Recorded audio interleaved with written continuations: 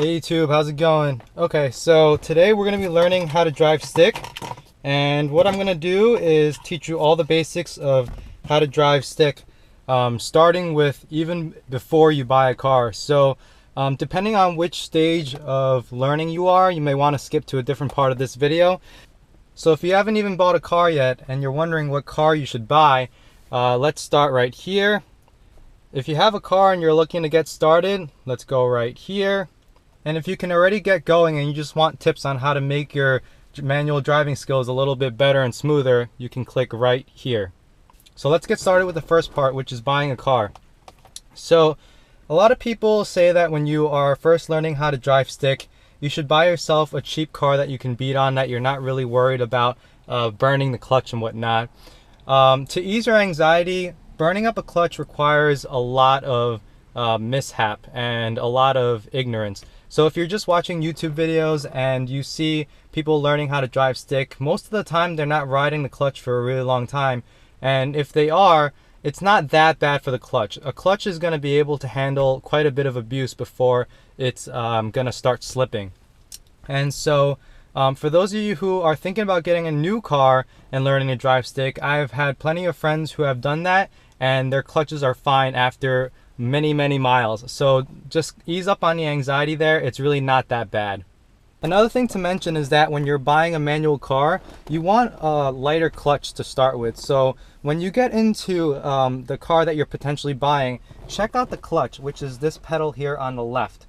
Check out the clutch and see how light it is. This is a BMW Z4 and the clutch is not that light. I wish there was a way for me to show you how heavy the clutch is, but just to give you an idea, it's hard for me to press this with 2 fingers. It requires me at least actually all of my force in my hands in order to actually press in the clutch. It's not the heaviest clutch that I've ever tried, but it's also not the lightest either. You're gonna want something that's relatively light, and you'll find these lighter clutches in cars with less power. So Civics are always good to learn stick on because they have very light clutches. Ford Focus is also a good car to learn on because the clutch is very light. Just make sure that when you get into a car that you're going to potentially buy, make sure that the clutch is light and that the shifter is also very easy and smooth and light as well. You don't want a shifter that's going to be really hard to put into gear, that requires a lot of force. You want something that you can just kind of use few fingers in order to get into gear. So as you can see, I can switch gears with just 1 finger in this car. So cars that come to mind again are like the Civic. Honda makes really nice manual shifters, and that you can actually, you know, just use 1 finger, which is a little harder in this BMW in order to shift gears. The shifter is not that big of a deal. The main thing is going to be the clutch, because if you know how to drive automatic already, your left foot is not used to being used. And so you're going to want a light clutch so that it feels like any of the other pedals. So when you're looking for a car, try and find one that has the clutch that's just as light as the throttle. It'll be easier for you to learn that way. I learned on this BMW Z4. I did have a background in riding motorcycles, so I knew how to, in a way, drive stick already. So it wasn't that bad for me to learn on this car. Okay, so the second part is how to get started. I know a lot of people jump straight into, you know, what this shift knob does and what the clutch does and whatnot. But there are plenty of YouTube videos that already cover that. And what I really want to focus on is really what you should be doing in order to get started. First things first, if you look here, there's a tachometer, right? And a speedometer.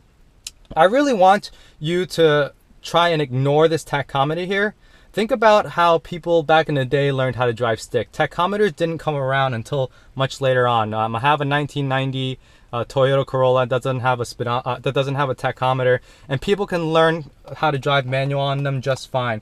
I think that actually having the tachometer there makes people think there's a certain formula for which gear to use and whatnot. There really isn't a formula, and it's really by feel. So try to ignore the tachometer. A rule of thumb to use for people who are just learning how to drive stick is that for every 10 miles per hour, you go up a gear. So for the first 10 miles per hour, up to 10 miles per hour, you're going to be in first gear.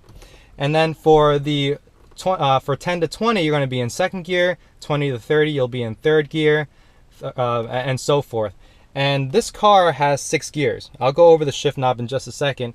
But what that means is that by 50 miles per hour, you'll be in 6th gear. And if you do have a tachometer, the only reason why you would want to look at it is to make sure it's not reaching red line. Anything under that, you won't really have to worry about too much. Okay, so this is the shifter. And all the shifter does is basically it lets you pick which gear you want to be in.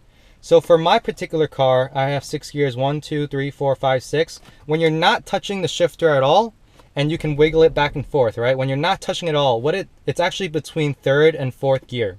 Okay, so it's in neutral in this position, but it's between 3rd and 4th gear.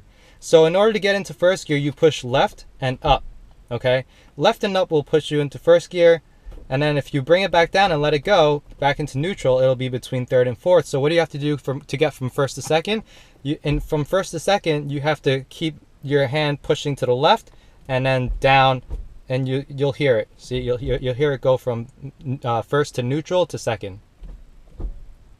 Okay, so in order to get to 3rd gear, what do you have to do? You have to push up and straight up. Okay, so you want to push straight up. Why? Because you don't want to push it to the right and up, because that'll put you into 5th gear, and that happens quite a lot, even from people who are experienced. So in order to get to 3rd gear, remember when you let loose, right, in neutral, it's going to be between 3rd and 4th. So all you have to do is push up. Meaning from 1st, again, left up, and then pulling to the left down puts you in 2nd. To put it in 3rd, I recommend you just push up and you'll get into 3rd. Don't try and be really tense with it, because if you're tense and you're grabbing this stick shift really hard, chances are you're going to put it into 5th gear. Okay, so what you want to do is push left, and then to get to 3rd, straight up. 4th gear will be straight down. You see how easy that was? So 3rd gear, 4th gear. 5th gear, I give it kind of like a push to the right as I go up. So so you can see that when I'm in 4th gear, in order to get to 5th gear, I'm kind of pushing it to the right. As I go up, you'll see it switch over to the right, and then 6th gear will be down like so. Try and be really loose with this shifter. It doesn't require a lot of energy to put these into gear, and so don't grab it really hard, because when you tense up, that's when you're going to make a mistake. The next thing that you want to do is practice your foot motions. Okay, so anytime that your right foot is going down, your left foot should be up. Anytime your left foot is going down on clutch, your right foot should be up. Okay, so when the car is off, practice these things. Practice going left foot down, then right, left, right, left, right. And you're going to be doing this motion over and over again as you're actually driving stick. So what you want to do is practice this so that you're never doing both at the same time, okay? Meaning you never want to have the clutch in and your right foot down as well. In many instances, it's okay to have your right foot up and the clutch not in, but it's never a good idea to push the clutch in and the throttle at the same time. Why? Because when your clutch is in, no matter what gear you're in the shifter, you're actually in neutral. So what that means is that you're gonna freely rev the engine and it's just gonna shoot up to red line, which is obviously not a good idea. So what I want you to do is practice these motions with the car off and simulate driving stick. Usually when you're learning how to drive stick, someone will be with you. So just basically ask them to watch to make sure you're doing the right things. It's really important not to panic. And that's one of the reasons why you don't want to get a super powerful car as the first car that you try to drive stick shift. Because when you panic, there's a chance that you might just step on a throttle really hard and shoot yourself into a tree or something, which obviously isn't good. So that's why a lower powered car might be a good idea, because you can be more free with the throttle and you never really have to worry about launching the car into a light pole or something like that. So let's simulate how to go through the gears. In order to go into first gear, remember it's clutch in. Anytime you move this shifter, you want your clutch in. So it's clutch in, first gear. And then what you do, because your car isn't moving yet, is you slowly let off the clutch. Okay, I'll turn on the car in a second to show you what it's like, but you slowly let off the clutch. And it's very important to realize that most of the clutch, the car doesn't actually do anything because there is no grabbing point yet. It's actually about 3/4 of the way up. You'll notice the car pulls a little bit, and then when you finally let out all the way, you're going to be completely moving. So one of the things that people tell you to do is to give it a little bit of gas and then start letting go of the clutch really slowly. What I actually recommend for people to do is let out the clutch about 3/4 of the way and then give it a little gas and then basically go through that motion of releasing the clutch very slowly, because I think as a new driver it's very easy to think that you're gonna let off the clutch too quickly and stall the car. Stalling the car isn't bad. Everybody goes through it. In fact, when I have a really hard leg day at the gym, like the other day, I just stalled the car because I was wearing dress shoes. Okay, so don't really worry about stalling the car. It's really not that big of a deal. Okay, so in order to start your car, most cars don't require you to step on the brakes. This car certainly does not. All you have to do is have the clutch in, and I always tell you to make sure that you're in neutral.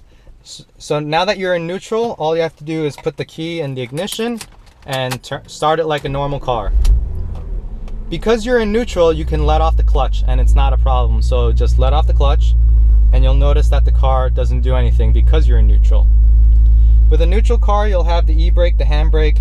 Once you let it down, if you're on a flat ground, you won't be moving anywhere. So I'm actually on my driveway right now, so let me get to the bottom of the driveway onto the road. So for the purposes of this video, we're just gonna get you started, okay? Getting going is the hardest part to learn, and so what you wanna do is put the car into first gear. Remember, anytime that you move this, you want the clutch in. So clutch in, first gear. And you'll notice that the revs are about 750 or so at idle. And if I see it, I'm moving my foot, right? But the car's not going anywhere. The car doesn't go anywhere because for most of the travel for the clutch, it's not actually grabbing. It's just about 3/4 in, like you'll see the car start moving a little bit, right? The car's moving a little bit, and then that's when I say to give it some gas and then slowly let off the clutch. And that'll give you the most smooth possible takeoff. One of the things that I see people doing as a mistake is that people say to give it gas to like that and then slowly let off the clutch. Look how much wasted gas there is, and your car's not even going anywhere, okay? And that's actually not as good for your clutch as if you start letting go of your clutch very slowly until you start feeling the car moving ever so slightly, giving it gas then, and then letting off the clutch slowly, okay? That'll give you a very, very smooth takeoff. Now that you're moving, what you wanna do is you're gonna, once you get to 10 miles per hour or so, you're gonna wanna switch into second gear, right? In order to get into second gear, what you have to do is put in the clutch because you're gonna be moving the shifter, right? So what you're gonna do is put in the clutch, move the gear lever into second, and then you're gonna rinse and repeat, which is letting out the clutch to about 3/4, giving it gas, and then letting it out the rest of the way. Once you get to the higher gears, you don't really have to worry about letting off the clutch slowly. In fact, that's not a good idea.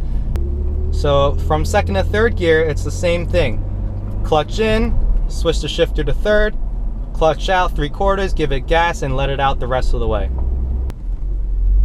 It's just something that you guys have to practice, and without practice, you'll never get good at it. When I was teaching my fiance, one of the things that she was really scared of was coming to a complete stop and then needing to get into first gear, and she was afraid of stalling. I urge you guys to stop every chance you get so that you can practice going into first gear, because that's the hardest. So first gear is clutch in, first gear, 3/4 of the way out, feel your car moving ever so slightly and the revs dropping, giving it gas and letting it out the rest of the way. If you do it this way, your car will never stall. Clutch in, second, let it out, give it gas, and go. Now, how do you stop? Very simple. Both your feet are going to be pressing down at the same exact time.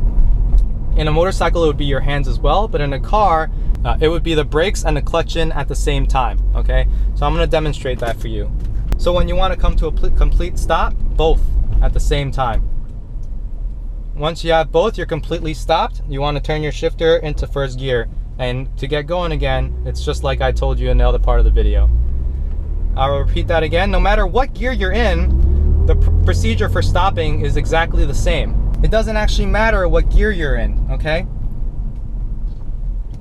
So what I usually do is I press in the clutch and the brakes at the same time. And I'll demonstrate it for you right now. Just like that. Bring it into first gear. So that's how you get started. as you can see, at 10 miles per hour, switch to second, 20, switch to third. Well, I'm hitting a stop sign, but you kind of get the point. Every 10 miles per hour is a different gear. So I'm gonna end the video now, and you guys have a general idea of how to drive stick. What I want you guys to do is just practice, because practice really makes perfect. And if you had to drive a manual car to work every day for an entire week, I guarantee you by the end of the week, you would be comfortable driving stick already. The first few days are obviously gonna be very tough, but afterwards, you're gonna learn it very quick, just simply from muscle memory, okay? In the next video, I'm gonna show about downshifting and how to rev match, and the video after that, I'll show some heel towing and how to manage that, okay? We'll get more and more advanced in our driving. Thank you guys for watching. If you have any questions or comments, definitely leave them below. This is Zed for me, and I appreciate it if you guys subscribe for more videos. So thank you guys for watching, and I'll see you guys next time.